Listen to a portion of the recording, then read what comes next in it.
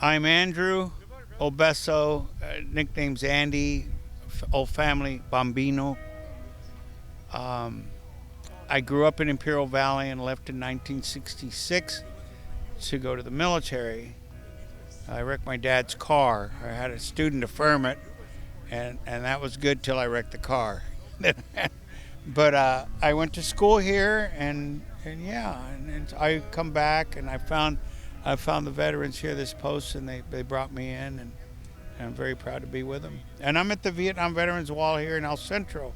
Well, it's pretty exciting that it's here and it's up, and because there's a lot of guys that were involved in this. Tom especially, he doesn't like to be recognized like that, but he's the one that really ramrodded it. And the rest of these folks over here, Lalo and that bunch, and they've been real good about it. And yeah, and it's here, and it's pretty exciting. And the going around yesterday, yesterday with the kids and all the schools out. That was yeah. On the Gold Star families, well, they lost a loved one. I mean, they lost somebody. He didn't come home.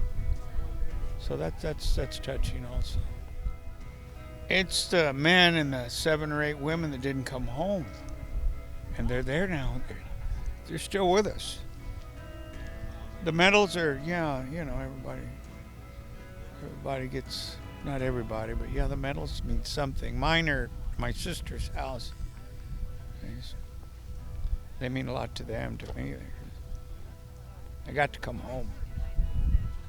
And as you can tell, we're not getting any younger, and so it means a lot that we carry it on. We have to carry it on, so we don't forget. I'm just so proud. I've been in Monterey since, well, permanently since 1973. We don't do that there. I mean, it's not the sense of community. The kids, God bless them. They made you cry. I mean, yeah, it makes you proud. It makes you proud of those children too. And they're the adults, the teachers, the principals, the community, the city, to do that. I mean, it was quite a traffic jam at times, and for them to be there, it was so exciting. It was so exciting. The kids were just going nuts, and it made you feel good. Your chest turned into one big heart. I've never seen anything like it. I've been to the wall in D.C. I rode on my motorcycle, the bunch, Rolling Thunder and all that. We rode out to D.C. Yeah, I've seen the wall there. And the first time I saw the wall, though, was with my sisters, and I broke down really bad. I've got Charles King. I'm carrying his name right here in my pocket. He died right to my right. He's a good guy. He died. We were just kids. I was one of the older guys. I was 21 at the time. Just turned 21. The rest of them were 18, 19. Our pilots were 27. I was with the 101st Airborne Division, so it was pretty crazy during TET, north of Way City, and yeah. I mean, and the city of El Centro, God bless them. I mean, really, think about what they did. I mean, they blocked traffic, and this is no longer the little town. They blocked traffic. We went to all the schools. When I was a little boy, we lived in what they call the East Side, which was like a barrio in a sense. And there was a school called Washington School, and that was all over there. The town was over here, but Washington School was over there. And we went by that school. And the kids were, especially being gone since 1966, and to come back and be accepted by them, that's a medal in itself. I'm very proud of them. Well, I think Lalo's one of them. Adolfo is another. Yeah, and the rest of them, they are humble. Senator McCain said it best. He said he's not a hero, but he was around a lot of them. And we kid around with it. When no one's around, it's just us. Oh, yeah, we unload then. We bring it all out. This and that. And Yeah, it's a tight group. It's a tight group to bust into. I just thank them all. And Iraq and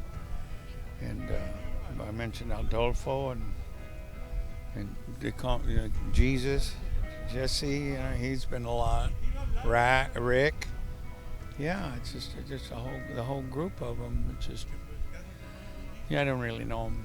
I can't think of their names all right now, but on all the other veterans, there's some that they come around every once in a while, like myself. So yeah, it just happened by itself. So it's just a case of everybody coming together, and it's it's good. It's good. We have our but I'm very proud to be around them.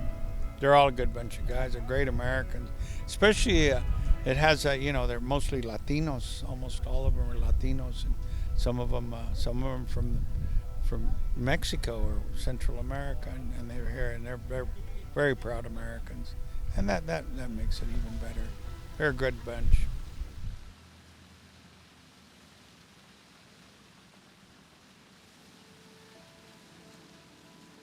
Okay, my name is Leonardo Siqueiros. I was born in Mexico, and I came to the States at the age of 11 because my mom was born in the States. And I've been involved with this group for almost 37 years. Well, it feels nice to at least to remember, as a group, to remember our comrades, what we call them brothers, they went to the service with us, served with us, and some of them that died. And at least doing these kind of events makes the memory not fade away, stay with us. It was nice for us, especially to go through all the schools and seeing all the kids, especially the little kids. That I guess they don't know what war was or whatever. Just holding those American flags and waving it to us. It made us, feel happy. At least we're being recognized now. I really encourage, like schools to at least teach the kids, about war history, so that way at least they have an idea of what's going on and how come we're a free country. Years back, I got from the city of Centro. I received I still have it in the wall the names of the 33. I call them kids that went to Vietnam at that time and got killed, and some of them that went to school with my wife, and some went with other friends of ours, and there's 33 of them, and I got all the names. It's nice to recognize, at least from being at that time a small city or a county, there was 33 was a lot to be killed in Vietnam. Yes, it's hard in a way because most of us are dying, and the ones that we get together, we're getting old, and sometimes it's hard to get together, and sometimes to have an event you have to plan it ahead of time, and it's only certain people that can do all that, and we just like followers, we just follow them. Some of our members, including me, we got the PTSD, and we have all injuries that after so many years. Like me, I'm 73 now. I turned 73. After so many years, they start bothering you and making you slower and doing a lot of things. But like I say, a lot of us have injuries that people don't know, not only physically but mentally.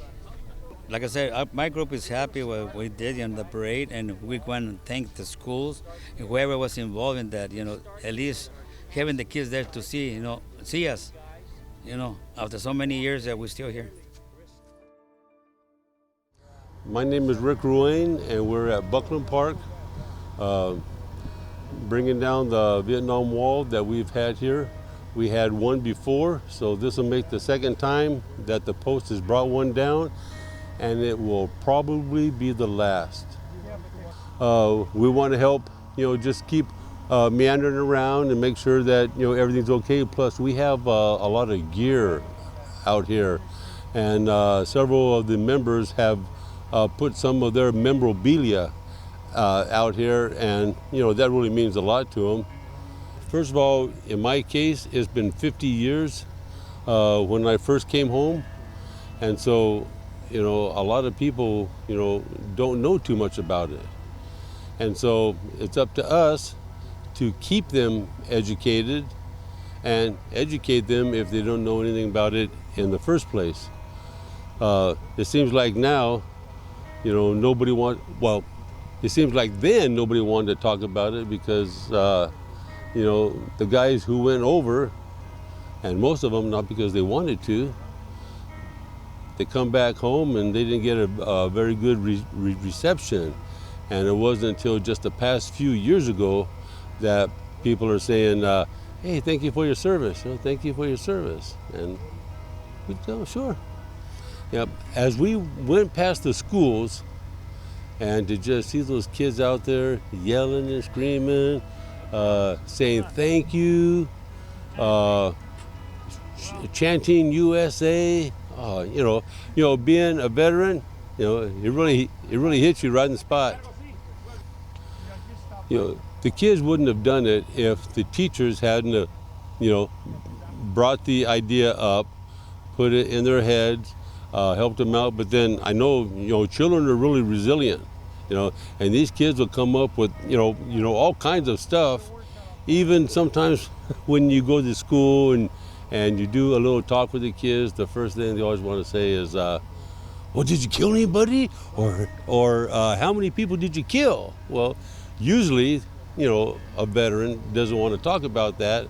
So I believe right now, what is going around is you'll probably hear a veteran say, yeah, I think I killed a bunch of people because I used to work as a cook. And that way they don't have to bring up drama and also nightmares or just bad thoughts, dark thoughts of people who have, you have a flashback every so often. And that can be triggered by anything. It isn't just, one particular thing only. It's just, something like maybe a smell in the air or a sound or sometimes maybe the way temperature is, or you get a whiff of, some humidity or something, something like that. It can just take you right back to where you were. Well, what we're trying to do right now, most of us Vietnam veterans are, we want the Iraqi veterans, Afghan veterans, anyone from the Middle East that you've been dealing with, we want those guys to come, actually take over our group because we're getting on in our years and we're not going to be around much longer. But we need to listen to these guys, let them come in, talk to us, let us listen to their stories. We should be tired of telling our own stories since we've been doing it.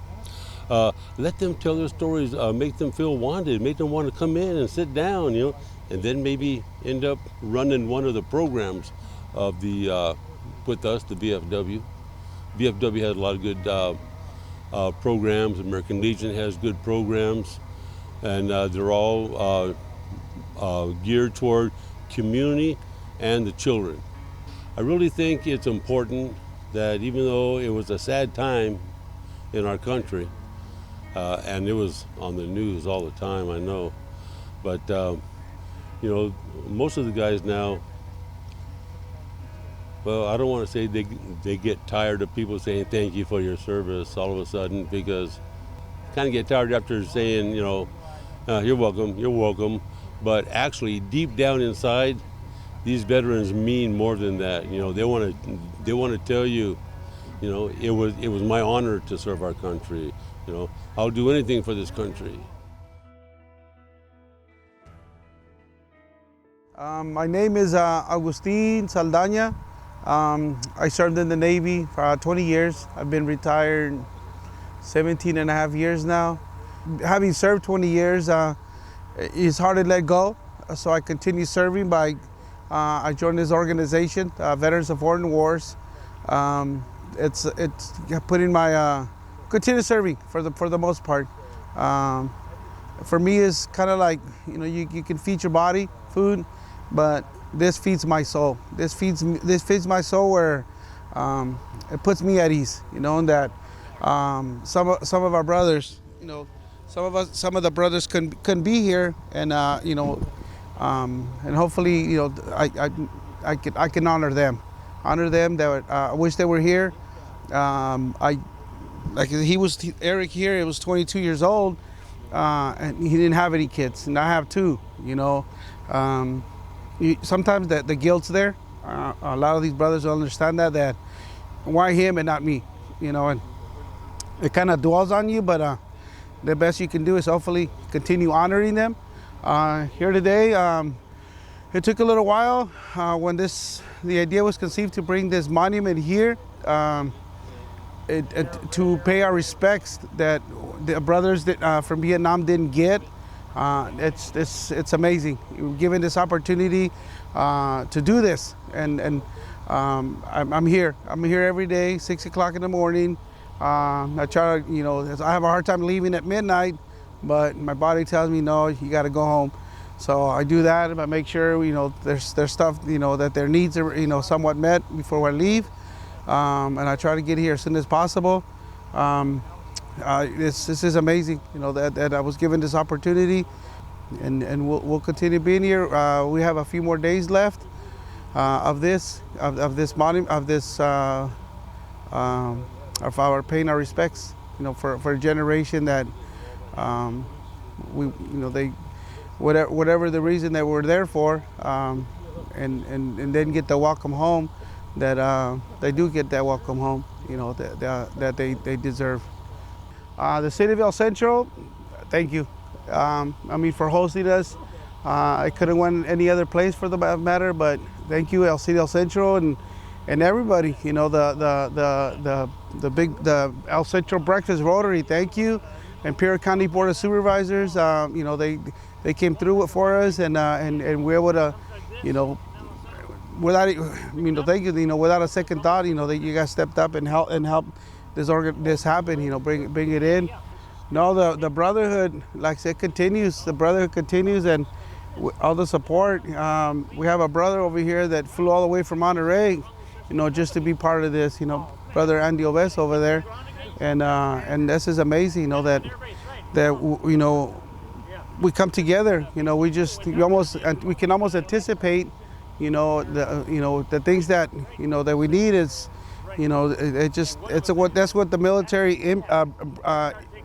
gives you, that you anticipate, you can anticipate what needs to be done, so we're already ahead of what needs to be done. And that's what a lot of the brothers around here, the camaraderie, that's amazing here, among all of us that serve. Yeah, we pick on each other for our branches, like I've said it before, that the Army and the Navy are the only two branches in the service. They're the only two branches. The Air Force, that's a corporation, Richard, and the Marine Corps, it's a cult, because those Marines they're crazy. There is no former Marine. Once a Marine, always a Marine. I was Navy, yeah. Well, yeah. The Air Force. Okay. Thank you. Good night, and till next time. Okay, this is Richard Ortega. We're at Bucklin Park in El Centro, California, and I am actually Air Force veteran. 9305 got organized back in 1972 or 73. At the beginning, it was only about 5 of us, and we were trying to assist GIs or veterans that were coming back from Vietnam. There were a lot of them that were coming in with a lot of problems mentally, and actually what we used to do, we just get together and we used to talk about the problems and discuss and how to help each other out. And this went on for approximately about 10 or 15 years, until little by little the 9305 started getting larger and larger. This is the Vietnam Mobile Wall, which was here back in 1992, I believe, and we elected to bring it back due to the reason there was so many people here in the valley that have never seen the wall, because the only wall there is the one over in Washington, D.C. A lot of veterans actually they don't come out to float. They just try to keep it to themselves, and that's it. But this group here that we have right now is a group that actually we try to help each other out. We have had a lot of assistance from the city and other organizations, which they have come out and they have brought us burritos, or they brought us chips or something just to keep us going, so we can maintain ourselves in our post. Well, at night we elected to put out a list of different shifts to actually secure for the safety of the wall, so nobody actually could come around or do any graffiti or anything on it. And the shifts are actually, there's one from 10 o'clock at night to 6 o'clock in the morning. We have 4 veterans, and then we have another ones that come in at 6 o'clock until about 8 o'clock. And during the day, there's a shift of 2-hour shifts. Everybody alternates every 2 hours until 10 o'clock at night. At 10 o'clock, they come in from 10 to 6. Love to thank the city of El Centro, and there's several other organizations that have come out and assisted us in different ways. And so I would really like to thank them a lot. And a welcome home from our very appreciative AV Wall team. Honor guard,